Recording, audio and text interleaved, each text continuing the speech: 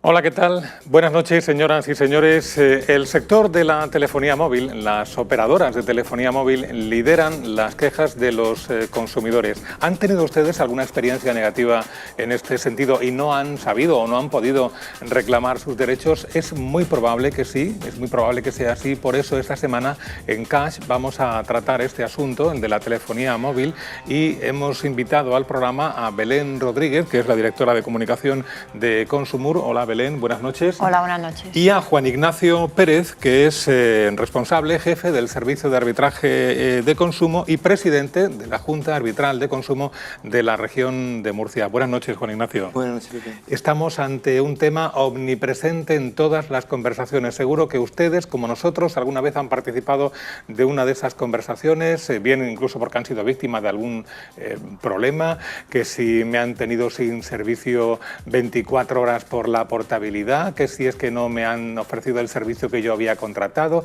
En fin, es un tema recurrente, un tema omnipresente, como decimos, en las conversaciones, y vamos a tratar hoy de dar respuesta a esa eterna pregunta: ¿cómo reclamar ante las operadoras de telefonía móvil? Vamos a verlo. Las compañías telefónicas son una de las empresas que más quejas reciben a lo largo de todo el año. Las organizaciones de consumidores alertan frecuentemente a los usuarios sobre los fraudes que se esconden tras los contratos de permanencia, que son legales pero que en muchos casos van acompañados de abusos. Un ejemplo es la sanción de la Comisión Nacional de los Mercados y la Competencia con 180.000 euros a Telefónica por irregularidades en la portabilidad de teléfonos móviles. Los problemas más comunes tienen que ver con el cobro de permanencias, la negativa a dar de baja a un cliente y ponerles trabas haciendo como que no se han pedido la baja y seguir recibiendo facturas, junto con incumplimientos de contrato.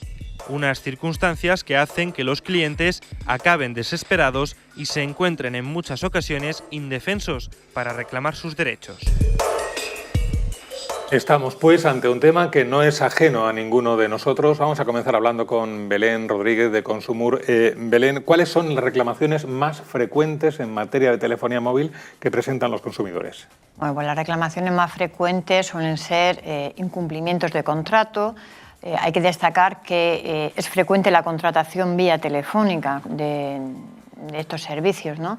Entonces, el hecho de no disponer después de esa copia, de esa grabación, genera indefensión de cara al consumidor a la hora de reclamar, porque es la palabra de la compañía que es la que dispone de la grabación con la del consumidor. Y muchas veces el problema suele ser incumplimientos de contrato, no se ajusta la oferta cuando llega la factura con lo que se había contratado, penalizaciones por bajas anticipadas, los famosos compromisos de permanencia. Aquí hay que destacar que el consumidor tiene esa obligación, pero también la compañía telefónica tiene unas obligaciones que muchas veces no se cumplen y por eso motivan la baja, aun estando dentro del periodo que se habían comprometido el consumidor.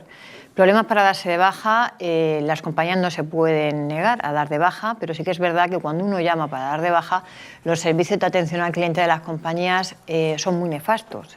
Sobre todo cuando es un tema de baja, marean verdaderamente al consumidor de un departamento en otro y al final uno tiene que acudir a una asociación de consumidores para un trámite tan sencillo como solicitar la baja de los servicios. A una de estas operadoras, a Telefónica en concreto, se le ha impuesto una sanción de 180.000 euros por temas de irregularidades en la tramitación de la portabilidad.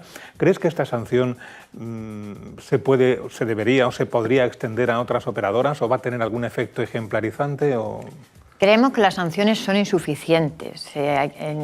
Estamos hablando de un sector muy importante que mueve muchísimo dinero y las sanciones, además de que deben ser mayores, porque estamos hablando de un sector que comete fraudes a diario, deben ser ejemplarizantes de cara a que la compañía a la hora de cometer otro fraude pues se lo piense más, ¿no? Y que sea verdaderamente significativo. Esa cantidad, por mucho que nos puede parecer a un consumidor de a pie, a un ciudadano, nos puede parecer una cantidad importante, para una compañía como puede ser Telefónica es una cantidad muy pequeña, ¿no? Y sobre todo teniendo en cuenta el alcance de las irregularidades que comete. Entonces, entendemos que aquí, por parte del Gobierno, del Ministerio, se ha de sancionar mucho más a las compañías para que los fraudes pues, se lo piensen más a la hora de cometerlos. O sea, que consideráis que es una sanción que puede ser justa, pero a todas luces insuficiente. Insuficiente si lo comparamos con el alcance que puede tener en cuanto a afectados y que tampoco es exclusiva de Telefónica, ¿no? Estamos hablando que es una sanción a Telefónica, pero estas prácticas son habituales por todos los operadores telefónicos. Cuando salimos a la calle a hacer una encuesta, hay unas que son más fáciles o más difíciles que otras según el tema. La de esta semana era tremendamente fácil, porque a quién no le ha ocurrido algún problema de mayor o menor gravedad, mayor o menor calado con la telefonía móvil. A algunas de estas personas les hemos preguntado y esto es lo que nos han dicho. Los actores del sector de la telefonía móvil no juegan todos en la misma liga, puesto que los usuarios se enfrentan constantemente a complicaciones en sus servicios que suscitan multitud de reclamaciones. Sí, anteriormente yo tenía un contrato con Movistar y la verdad es que definitivamente la mejor solución para mí fue darme de baja porque la factura era exagerado. A lo que ellos decían, cuando tú firmabas el contrato era por una cantidad, pero luego te sumaban cosas y tal. Cuando hemos ido a lo mejor de contrato, sí que es verdad que te marcan un límite y después se pasan del límite y ellos como que no te cortan y eso pues un poco, la verdad como que te hacen la 314, te dicen que al mes vas a pagar una cosa y al final pues acabas pagando un montón más. Durante el pasado ejercicio, solamente la OCU recibió cerca de 40.000 denuncias relativas a las operadoras de telefonía. Porque ellos te dicen una cosa, te dicen sí, estamos tramitando su queja, su tal, pero la respuesta que obtienes nunca es favorable hacia ti como cliente, no, es para ellos, todo para ellos. Y como para gustos colores, a pesar de este escenario, no todos los clientes opinan de forma negativa. A ver, los servicios, bien, porque a ver, son gente que está muy atenta, pendiente de la gente, pero llega un momento en que se pone, son muy pesados, soy sincera, lo digo así. Bueno, yo no he tenido ningún problema, bien, no he tenido ningún problema en realidad con la telefonía, ¿no? No obstante, el mejor consejo a la hora de reclamar es... Ante estos problemas, la verdad es que hay que tener muchísima paciencia y mucha tranquilidad. El arbitraje es una fórmula que se ha revelado con un funcionamiento, yo diría, razonablemente bueno, al que se acogen numerosos usuarios y empresas. Como decíamos antes, Juan Ignacio Pérez es el presidente de la Junta Arbitral de Consumo de la región de Murcia. Juan Ignacio, ¿cómo se deben defender los consumidores? ¿Cuáles son los pasos que deben seguir? Bien, el primer paso que deben seguir, puesto que las ofertas de sometimiento de muchas empresas así lo exigen, es dirigirse previamente al operador, la reclamación previa ante el operador. ¿Cómo vamos a acreditar que hemos reclamado previamente ante el operador? Bueno, pues el estatuto que regula los derechos de los usuarios de las telecomunicaciones obliga a estos a darnos un código con un número de reclamación. Con lo cual, lo que tiene que hacer el usuario previamente es solicitar del operador que se le facilite el referido código. Si esa reclamación no es atendida, deben dirigirse bien a las asociaciones de consumidores, a las oficinas municipales de información al consumidor o a la comunidad autónoma y tramitar la correspondiente solicitud de arbitraje. El primer paso debe ser contactar con el operador, la operadora de la compañía. El primer paso debe ser siempre reclamar ante el operador de la compañía. Y quedarnos con el número de reclamación o con el código de incidencia, como le llame cada uno, que nos otorguen a esa llamada. Efectivamente. Bien.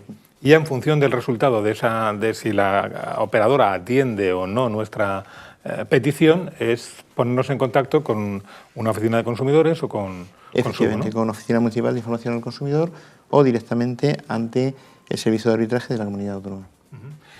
Hay dos vías, la denominada vía judicial y la extrajudicial. La judicial es la segunda vía a la que no se suele llegar en todos los casos, porque la denominada extrajudicial está funcionando, como podríamos decir, razonablemente bien. Juan Ignacio. Vamos a ver, nosotros tenemos que cumplir unos estándares y tenemos que resolver las reclamaciones dentro de un plazo de 6 meses. Ese plazo, de hecho, está llamado a reducirse en el momento en que se transponga una directiva que está pendiente de incorporación al ordenamiento jurídico español. Vamos a tener que resolver las reclamaciones en 90 días. Entonces, bueno, el motivo por el que deben acudir previamente, en primer lugar, por descongestionar de alguna forma la Administración de Justicia y, en segundo lugar, porque para el consumidor va a ser más sencillo acudir ante un órgano como la Junta Arbitral. Vamos a ver, Belén, ¿cómo funciona? Pongamos un caso práctico de un ciudadano que ha tenido un problema con la portabilidad, por ejemplo. ¿Cómo funciona la vía extrajudicial? Y se acerca a la oficina de Consumur. Pongamos, por ejemplo, a otra asociación de consumidores u oficina de consumo. ¿Cuál es el procedimiento? ¿Qué es lo que le vais a pedir? ¿Qué tiene que hacer? Bueno, pues cuando acude alguien a Consumur, algún ciudadano, en primer lugar, seguramente ya ha intentado o ya ha reclamado a su compañía telefónica, porque sí es cierto que uno acude ya a veces como última vía, ¿no? Primero intenta solucionar el problema, cuando no lo puede conseguir o no le dan respuesta a ese problema, acude a Consumur o a cualquier otra asociación o oficina de consumo. En nuestro caso, lo que se le pide es un requisito que sea asociado en nuestra organización. Una vez que eso se formaliza, le pedimos la documentación que acredite el problema que haya tenido para ver si efectivamente tiene razón o no, porque a veces pues, nos podemos dar un caso de que el consumidor por cualquier motivo esté equivocado y la reclamación no corresponda. Y lo que se hace es redactar una reclamación vía escrito a la compañía telefónica. Esto lo hacemos porque vía telefónica es imposible llegar a un acuerdo, porque no hay nadie para poder llegar a un acuerdo previo a esa reclamación por escrito. Se tramita esa reclamación por escrito y solemos dejar pasar 15 días, un mes aproximadamente, en espera de respuesta. Cuando recibimos esa respuesta, si es satisfactoria, el problema queda resuelto, y si no es satisfactoria, valoramos la solicitud al arbitraje de consumo. Aquí hay que tener en cuenta que la empresa, en este caso la compañía telefónica, debe de estar adherida. Afortunadamente, la mayoría están adheridas a la Junta Arbitral.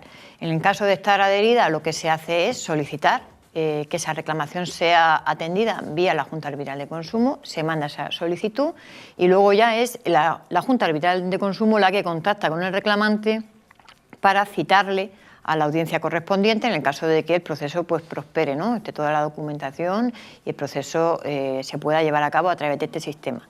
Si la empresa no está adherida al sistema arbitral de consumo, tenemos otra vía, que es el servicio de reclamaciones de la Secretaría del Estado de las Telecomunicaciones y de la SESI. Sí. Este servicio tramita igualmente reclamaciones para aquellas empresas que no están adheridas. Tarda más, el procedimiento es más largo, pero la resolución también suele ser habitualmente acatada. Y ya la otra opción es la vía judicial en el caso de que uno quiera reclamar daños y perjuicios, daños morales. Esa reclamación sí que queda excluida de la vía extrajudicial y habría que acudir a la vía judicial. Una vez que llega, bueno, ya lo ha explicado antes Juan Ignacio, una vez que llega la reclamación a la Junta Arbitral de Consumo, nos decía antes que tienen un plazo para tramitarla, para resolverla, ¿no? Sí, efectivamente, sí. Sí. La norma que nos regula, que es un reglamento del año 2008, establece un plazo de 6 meses dentro del cual la Junta Arbitral tiene que tramitar el expediente. Nuestra intención es agilizarlo en la mayor medida, o sea, en la medida de lo posible. La experiencia dice que se suelen resolver los conflictos en la Junta Arbitral de Consumo sin llegar a mayores. Sí, no. ¿Las compañías están receptivas a solucionarlos? Sí. De hecho, los supuestos de impugnación del laudo, que es la resolución de la Junta Arbitral, son mínimos, tiene una incidencia mínima, y los supuestos de no ejecución voluntaria de la resolución también son muy poco numerosos. Y estamos hablando de un servicio que, por cierto, es gratuito, no representa ningún coste ni para la compañía ni para el usuario. Ninguno, es gratuito para las partes en conflicto.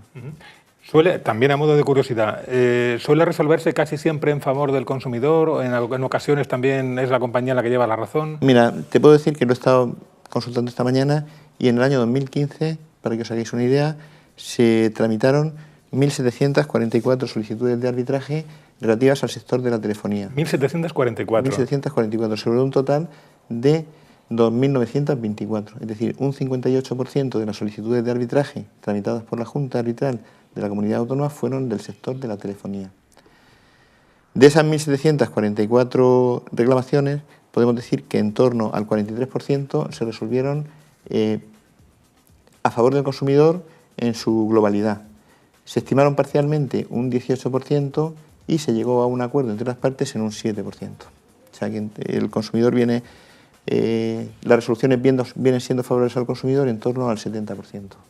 En este caso, la decisión de la Junta Arbitral de Consumo no se puede considerar como una condena, por así decirlo. No se condena a la compañía a nada, ni al usuario a nada, se les obliga al cumplimiento de... Vamos a ver, las actuaciones de la Junta Arbitral de Consumo terminan normalmente o en una mediación, si es antes de la audiencia, o si ha lugar a la celebración de una audiencia, terminan en laudo. Los laudos pueden ser de dos tipos, pueden ser dirimentes, es decir, que la Junta Arbitral los dicta a su leal saber y entender, o pueden ser conciliatorios, es decir, por acuerdo de las partes en conflicto. La ventaja principal de la Junta Arbitral con respecto a otros mecanismos de resolución es que nosotros actuamos en base a equidad, no en base a derecho. Es decir, lo que se busca no es tanto la solución legal como la justa, que no tienen por qué coincidir. Bueno, muchas veces sí, pero hay veces en que la justicia y la legalidad pues son conceptos discrepantes. En cualquier caso, la decisión de la Junta Arbitral de Consumo es de obligado cumplimiento para ambas partes. Es ejecutiva. De hecho, además... ¿Tiene la validez de una sentencia judicial? Sí, tiene. De hecho, la ley de enjuiciamiento civil le da la misma eficacia que una resolución judicial, al punto que los laudos arbitrales no son apelables, solamente son revisables a través de una acción que se llama la acción de anulación, que es esencialmente por motivos de forma. O sea, por no haber, por ejemplo, por haber decidido sobre cuestiones no sometidas a arbitraje. Son por cuestiones formales.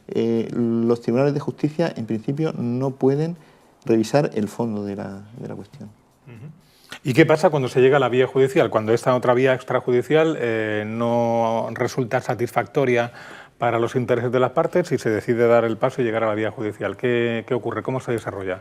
Bueno, en el caso de la vía judicial, si el consumidor ha acudido a la Junta Arbitral de Consumo, ya no puede acudir a la vía judicial sobre lo mismo. Una excluye a la otra. Claro. O sea, una vez que se somete a la Junta Arbitral se considera ya cosa juzgada. Entonces, no podemos acudir sobre el mismo asunto a la vía judicial. Eso sería en el caso de que acudiéramos pues para pedir compensación de daños o perjuicios económicos o daños morales, que sí que es cierto que por la vía extrajudicial no se pueden contemplar. No suele ser lo habitual, porque también es cierto que para pedir una indemnización por daños morales tenemos que acreditar mucho esos daños morales de cara a acudir a un procedimiento judicial. Y el tema de la telefonía, pues afortunadamente no es un tema que acuda a la gente a la vía judicial, porque estamos hablando de que a veces las cuantías no suelen ser lo suficientemente importantes como para que el consumidor inicie un procedimiento judicial que a veces, pues, por lo menos tiene la idea de que le va a salir más caro. Pero pregunto desde la ignorancia, ¿qué ocurre si al usuario no le satisface la decisión que ha tomado la Junta Arbitral de Consumo porque la considera que no es justa? ¿Qué ocurre en ese caso? Honradamente es muy difícil en cuanto al fondo, como os decía, impugnarla, porque la acción de anulación, que es el recurso que cabe frente a un laudo arbitral, básicamente es por cuestiones de forma, no por cuestiones de fondo. Entonces, es el inconveniente que puede tener para el usuario la aceptación del arbitraje como vía de resolución del conflicto, que es que tiene que aceptar la resolución que se adopte. ¿Cuáles son las garantías? Bueno, pues las garantías que tiene es que los árbitros acreditados ante la Junta Arbitral pues son gente con mucha experiencia y con profundos conocimientos. De hecho, la Junta Arbitral, muchos de los árbitros acreditados por parte de la Administración como presidentes son profesores de la universidad, lo cual otorga una cierta garantía pues tanto de imparcialidad como de un conocimiento específico de la materia. Una pregunta y además muy de última hora, porque ayer mismo hubo un número importante de abonados de una operadora de telefonía móvil, de Vodafone en concreto, que en la zona de Murcia se quedaron sin servicio. Yo no sé si es demasiado pronto para preguntar, Belén, si alguien ha presentado alguna reclamación por esta... De momento no. Hasta la fecha, hasta este momento... Hasta a día de hoy no. Y en todo caso, esto puede dar lugar también a la presentación de una reclamación, si alguien considera perjudicados sus intereses por haber estado X horas sin servicio, ¿esto puede dar lugar a una reclamación o no? Claro, si además no hay ninguna, lógicamente si tenemos una tarifa, unos servicios contratados y determinados días estoy sin servicio, la compañía lógicamente nos debe de compensar por los días que no nos ha prestado servicio, además de solucionar la incidencia, o sea que evidentemente es un motivo de reclamación que entendemos que si es algo que se ha producido recientemente, pues seguramente tendremos casos para solicitar alguna reclamación si la compañía no resuelve el problema, porque lo primero que hará la persona afectada es contactar con su compañía, dar a conocer la incidencia y esperar una solución. Cuando no encuentre esa solución, pues seguramente acudan a las organizaciones. Y otra, claro, se nos suceden las preguntas y el tiempo se nos acaba. Una pregunta muy rápida. Cuando hay tantos problemas para causar baja en una operadora de telefonía móvil, ¿un método podría ser cancelar la domiciliación bancaria o es demasiado expeditivo y eso puede traer problemas? Eso puede tener problemas porque realmente luego al final generamos una deuda si no solucionamos el problema, que es tramitar la baja. Nuestra recomendación siempre a los consumidores siempre es no solicitar las bajas vía telefónica, hacerlo por escrito y dejar constancia de ese escrito, o bien con una carta certificada con acuse de recibo, un burofax, cualquier medio escrito que además tengamos la certeza de que ha llegado y de que se ha recepcionado. El consumidor puede pensar que es más largo el procedimiento, pero al final es más sencillo y además evita problemas posteriores. Evita problemas y a la hora de reclamar podemos demostrar que hemos solicitado la baja, porque el problema de estos casos es que si la compañía nos sigue facturando, que se da en muchas ocasiones, pues yo puedo decir que llamé para solicitar la baja, pero no hay constancia y seguramente la compañía, si hubiera grabado esa conversación, no me la va a aportar. Con lo cual me encuentro más indefenso a la hora de demostrar desde cuándo he solicitado la baja y que por lo cual la facturación posterior no corresponde. Muy bien, en resumen, Juan Ignacio, a pesar de los quebraderos de cabeza que nos originan a veces las operadoras de telefonía móvil, hay que decirle a los ciudadanos, a los consumidores, a los usuarios, que hay mecanismos, que hay, mecanismos, herramientas para solucionar estos problemas y que generalmente se solucionan. ¿Sería esa la recomendación final? Sí, sin lugar a dudas. Las administraciones públicas ponen a disposición de los ciudadanos los mecanismos que de alguna forma compensen la posición de inferioridad con respecto a los grandes operadores, y uno de estos mecanismos es la Junta Arbitral. Muy bien, oficinas de consumo, asociaciones de consumidores, la Junta Arbitral de Consumo son los caminos a seguir en el caso de tener un conflicto de los que se presentan a menudo con el tema de la telefonía móvil. Dejamos aquí esta parte del programa. Juan Ignacio Pérez, muy amable, muchísimas gracias. Gracias a vosotros. Belén Rodríguez, hasta el próximo programa, muchas gracias, también muy amable. Y nosotros hacemos hoy una mínima pausa y a la vuelta vamos con la segunda parte, recta final de nuestro Cash de esta semana.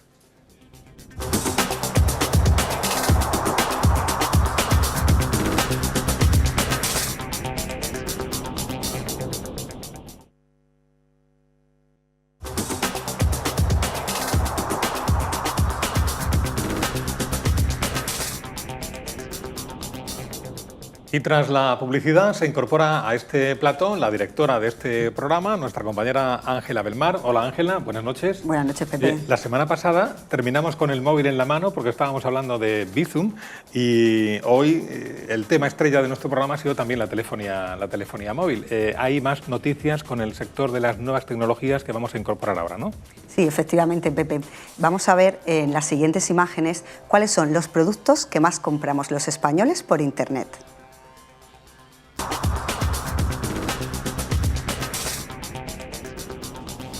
La ropa, el calzado y los complementos son los productos estrella para los españoles a la hora de la compra por Internet, según datos que se desprenden del segundo estudio Confianza Online and Showroom Price. En concreto, la apuesta por el e-commerce cada vez es mayor. Así, el 70% de los españoles reconoce que ha comprado más en los 10 primeros meses de este año que durante el pasado ejercicio. A la hora de hacer sus compras, el estudio refleja que el 79% de los españoles se decanta por hacer sus compras online a través del ordenador, mientras que el 14% prefiere hacerlo a través del móvil o la tablet. Un 70% de los españoles recuerda haber comprado moda online, entre 1 y 5 veces en lo que va de año. Un 18% entre 5 y 10 veces, mientras que un 12% asegura ser completamente asiduo a hacer sus compras por Internet. Bueno, como acabamos de ver, calzado, complementos y también ropa son los denominados productos estrella para las compras en Internet, Pepe. Además, también hemos visto que Internet no solo se usa a través de nuestro ordenador, sino también de las tablets y de los móviles. ¿Haces uso de estas tecnologías? Sí, la verdad, yo cada vez... Tengo que decir que yo estaba en el grupo de los un poco reticentes, escépticos o desconfiados, no sé cómo denominarlo, pero cada vez voy haciendo más compras online. artículos de tecnologías. Es verdad que no me atrevo con artículos a lo mejor de precios muy elevados, todavía le tiene uno un poco de miedo al riesgo, pero sí me voy adentrando en el mundo y hasta ahora las experiencias que he tenido son buenas. Incluso en el caso de hacer alguna devolución, el sistema ha funcionado perfectamente y no ha habido ningún problema. Así que me voy adentrando poco a poco y tomando confianza en el terreno de las compras por Internet. O sea que en tu caso confirmamos los datos que acabamos de ver en el anterior reportaje. Yo me considero que estoy dentro de ese grupo de consumidores que se va incorporando a las compras por Internet. Bueno, Pepe, y ya cambiando de tema, vamos a comentarles hoy a los espectadores que hay algunas empresas que emiten de vez en cuando informaciones sobre productos defectuosos que normalmente están a la venta. Lo vamos a ver esta semana en Casa Advierte.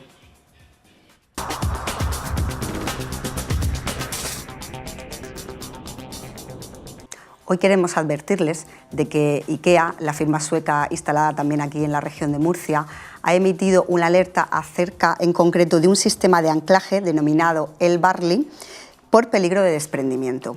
El problema que tiene este sistema de anclaje que están viendo ahora mismo ustedes en sus pantallas es que no tiene la suficiente presión, los anclajes de suelo y de techo. De momento no ha habido ningún incidente y simplemente es una medida preventiva, ¿no?, para evitar algún mal mayor.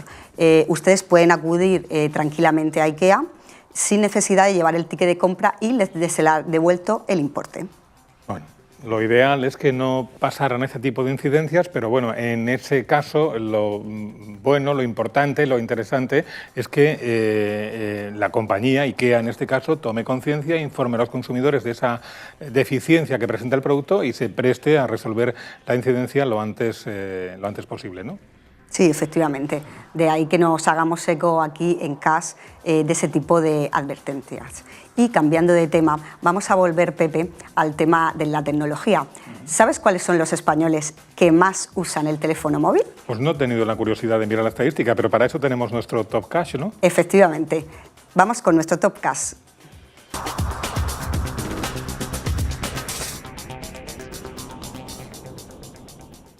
Bueno, pues los murcianos somos los terceros de España en usar el teléfono móvil detrás de madrileños y de canarios. ¿Los terceros? Sí, efectivamente, los terceros. Es más, tengo dos datos sorprendentes. El primero es que usamos un promedio de 4,68 horas al día el teléfono móvil y que además hay un porcentaje muy significativo de murcianos que usan más de 5 horas su terminal, en concreto hasta un 26%. No sé si habrá alguna razón sociológica que determine o que explique por qué en Madrid, por qué en Canarias o por qué en Murcia, no lo sé, pero bueno, es curioso. Y lo cierto, lo habrán observado ustedes, nosotros, estamos en la cola del banco, estamos en la parada del autobús, estamos en la consulta, en la sala de espera de la consulta del médico y está todo el mundo hacia abajo mirando la pantalla del móvil. Hacemos un consumo, no sé si decir excesivo, pero desde luego muy alto de los dispositivos móviles. Sí, efectivamente, porque cualquiera de esas situaciones se podría suplir con un diálogo con cualquier persona que tuviéramos a nuestro lado. Bueno, los tiempos que avanzan, que es una barbaridad. Creo que se nos ha acabado ya el tiempo y los contenidos por esta semana, Ángela. Sí, efectivamente. Bueno, pues la semana que viene volvemos a CAS los jueves a las 8 de la tarde y con más temas y además también presentes, que lo sepan, en las redes sociales, ¿no, Ángela? Sí, efectivamente. Pueden seguirnos de manera diaria a través de nuestros perfiles de Facebook y también de Twitter. Además, animo a todos los espectadores que quieran enviar cualquier consulta, cualquier reclamación o cualquier denuncia a que usen nuestras redes sociales y también nuestra página web, por supuesto. La semana que viene, por cierto, este programa lo presenta Ángela Belmar, así que van a salir ustedes ganando. Ángela, hasta la próxima semana. Hasta la próxima. A ustedes también, gracias y que tengan una feliz semana.